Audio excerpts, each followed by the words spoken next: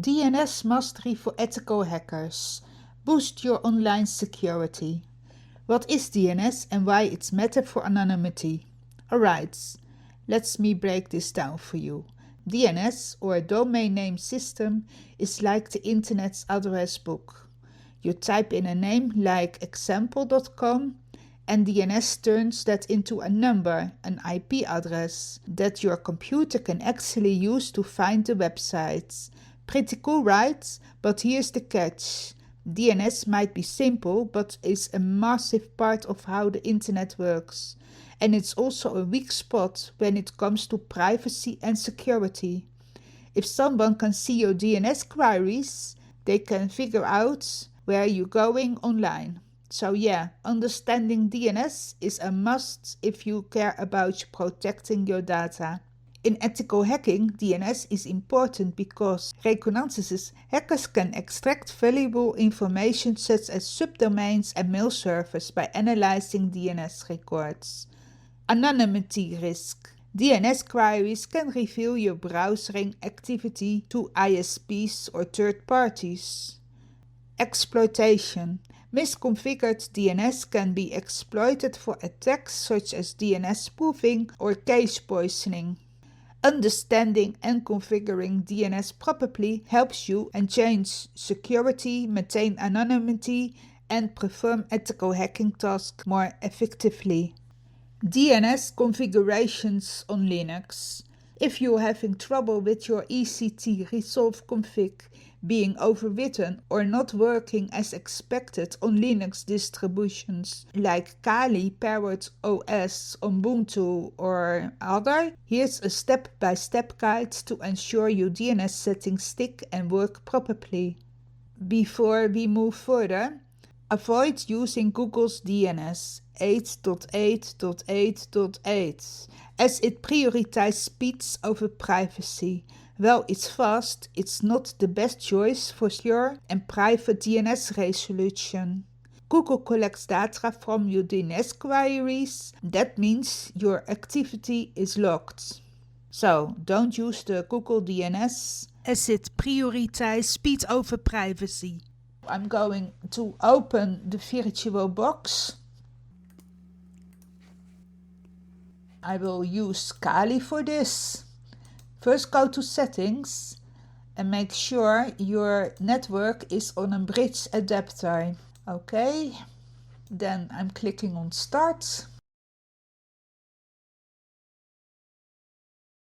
First we open the terminal and then let's get out the etc resolve config. And you see that the name server is on the local network and we wanted to have it on another. So we're going to remove the etc resolve config, sudo remove etc resolve config. Password. It is removed and now we're going to create a new resolve config file. And we do that with nano etc.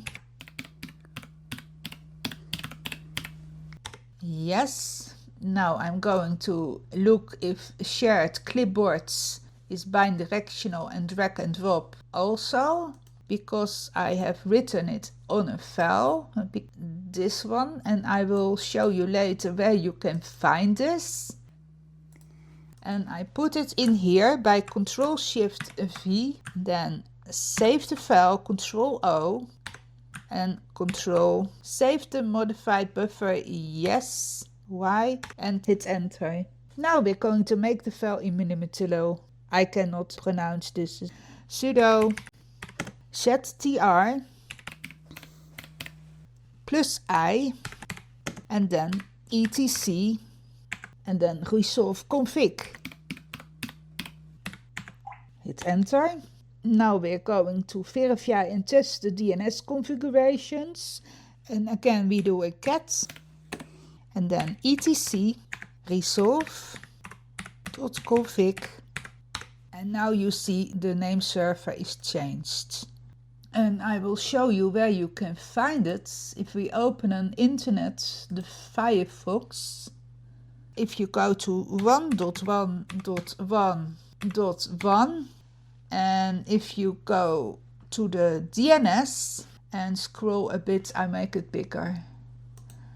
And if you scroll a little bit down, you see the setup of the iPhone, Android, Mac or Windows, Linux of course. Then here you will find the IPv4, just so you have also IP 1.0.0.1, and for the IPv6 you can use this as I showed you in this file. You can also look for other free DNS servers of course, and I will add a list in the resources as well.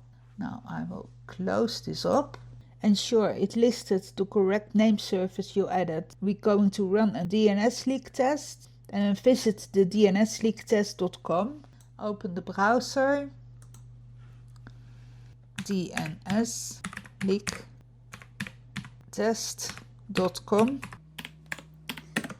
and I will hide my own IP address and I will show you what the outcome is.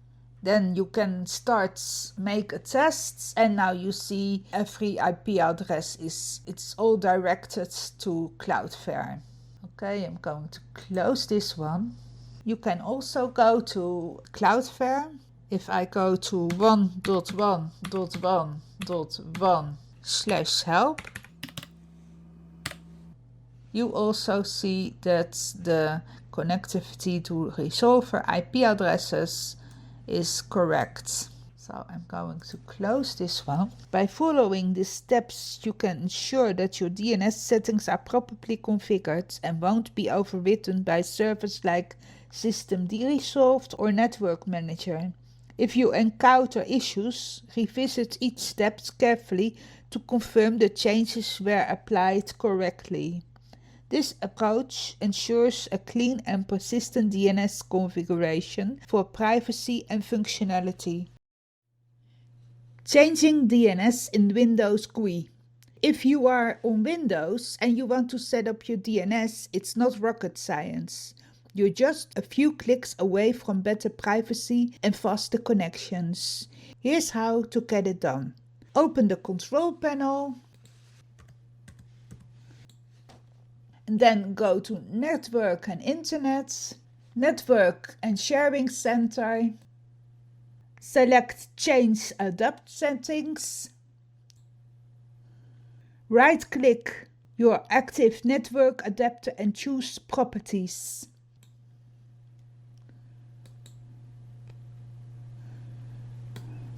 Select Internet Protocol version 4. Then click on Properties.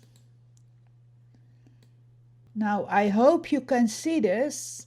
Then use the following DNS server addresses, and I will choose 1.1.1.1, and the alternate DNS I will use 9.9.9.9. Click on OK to save the changes. Now I'm going to close all this. Then I'm opening the browser. Then 1.1.1.1/help. And click on Enter. Now you can see this is connected to 1.1 and it is all connected, the right DNS. If everything looks good, you're all set. Your DNS settings are now more secure. Simple as that.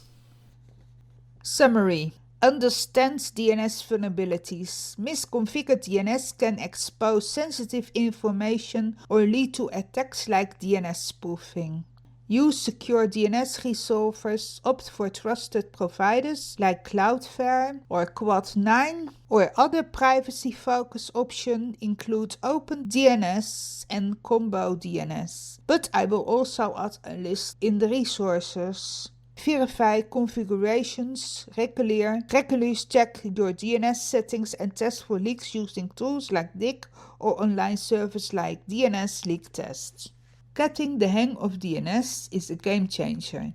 Think of it as one of the easiest but the most powerful tweaks you can make for your online security. You're not just blocking nosy ISPs, you're taking back control. So take your time, try things out, and don't be afraid to make mistakes. It's all part of mastering the processes, and trust me, it's worth it.